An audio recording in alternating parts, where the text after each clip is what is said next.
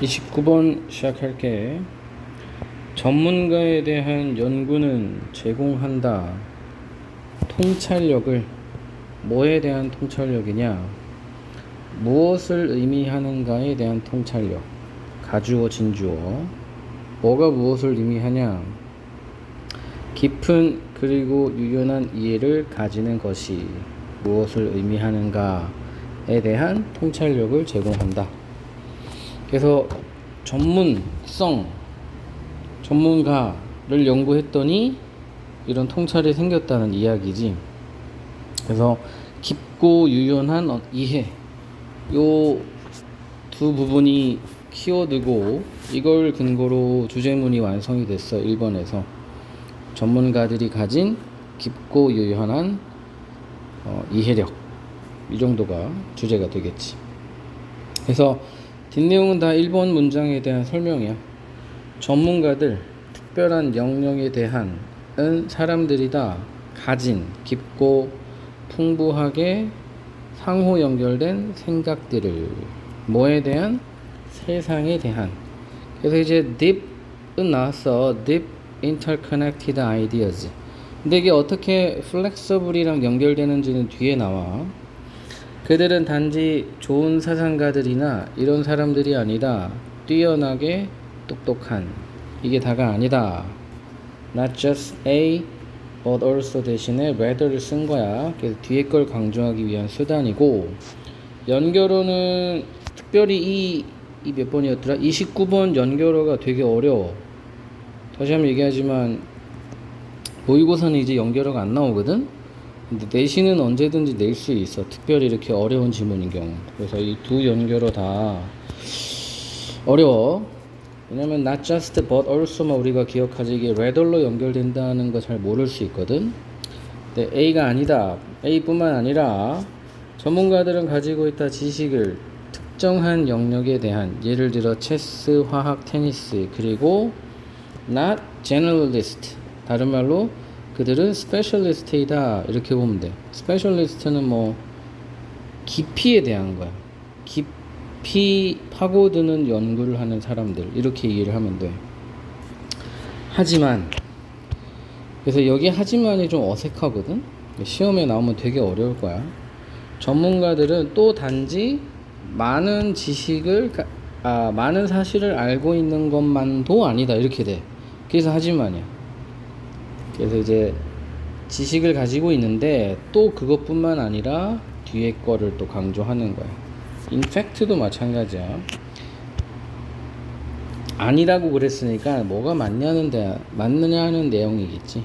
그래서 연결어가 3개 다 어려우니까 이 지문에서 연결어가 나오면 아마 굉장히 어려울 것 같아. 잘 기억해주고. 사실 전문성을 가진다는 것, 특정한 토픽에 대해서는 의미한다. 지식이 조직화되었다는 거. 요게 이제 새로운 특징 중에 하나야. 그래서 첫째 문장이 주제문이었고, 이 flexible로 가는 과정에 새로 나오는 게 이 조직적인이라는 단어거든. 이 단어도 좀 중요해.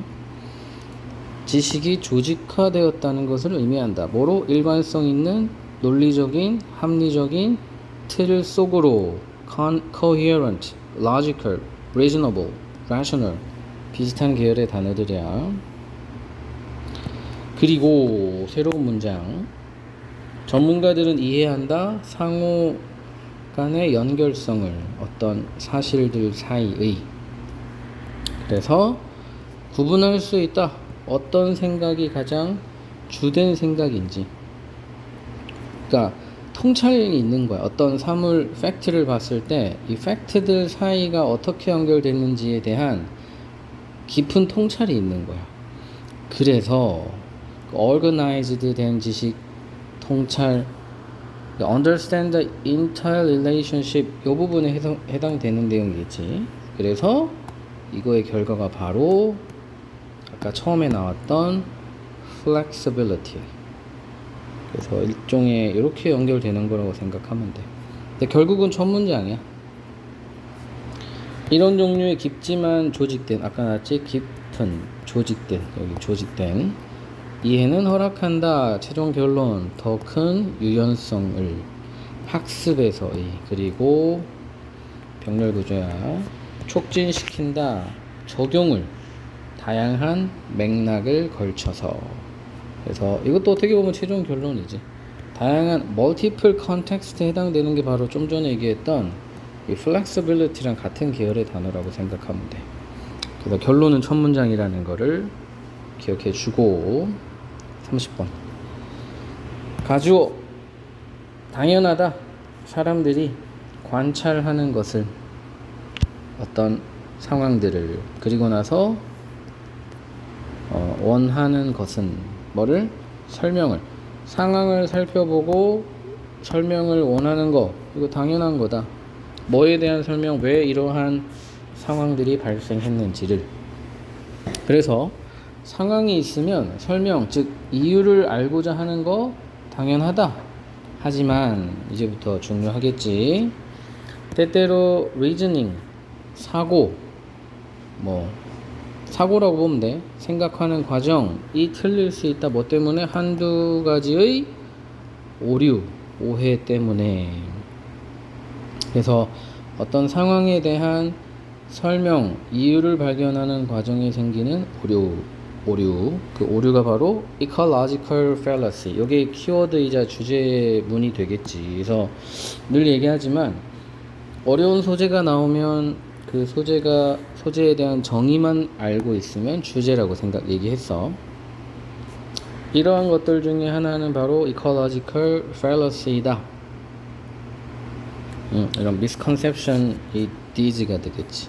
근데 이러한 ecological fallacy에서는 어떤 주장이 어떤 논점이 주장한다. 어떤 주장을 하는 게 문제점이냐?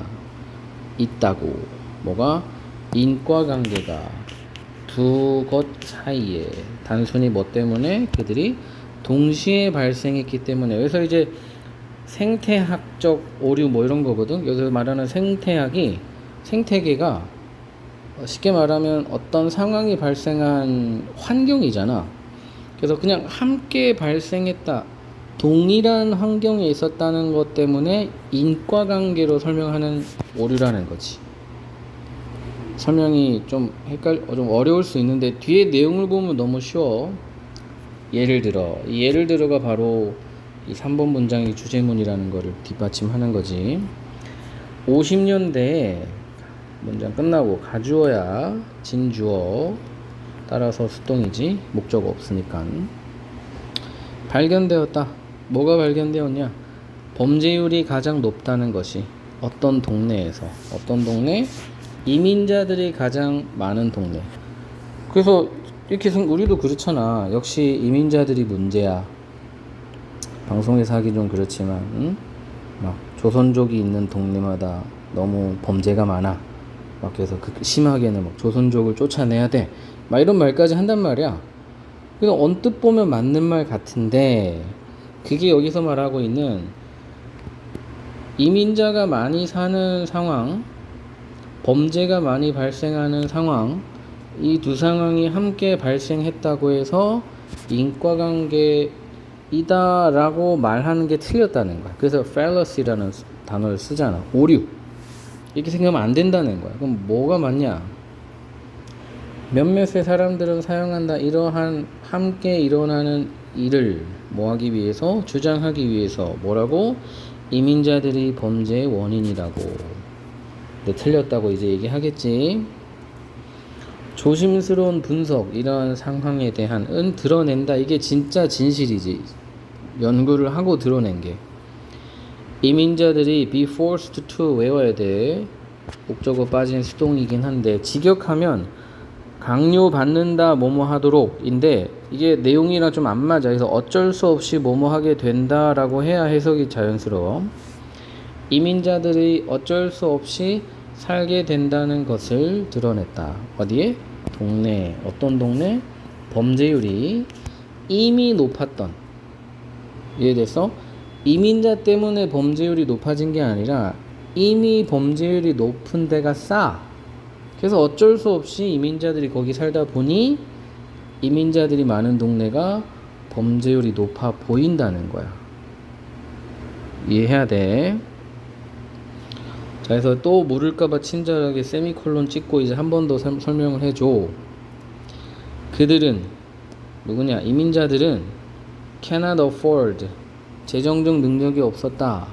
더 비싼 집을 살, 더 안전한 동네에서 싼 집을 찾다 보니 범죄율이 높은 동네에 어쩔 수 없이 살게 되었다는 거야. 이민자들 그 자체는 저질렀다 few니까 거의 없니, 거의 범죄를 저지르지 않았다, 이렇게 해석하면 돼. 그래서 이거 이민자들에 대한 강조라서 복수 쓰고 있는 거야. 강조용법, 제기대명사의 강조용법. 너가 분석하지 않는다면 범죄를 조심스럽게, 너는 잘못 해석할 것이다, 관계를. 그래가지고 만들어낼 것이다, 잘못된 신념을. 그래서 이게 바로 여기서 얘기했던 ecological fallacy에 대한 긴 설명이었어. 여기까지.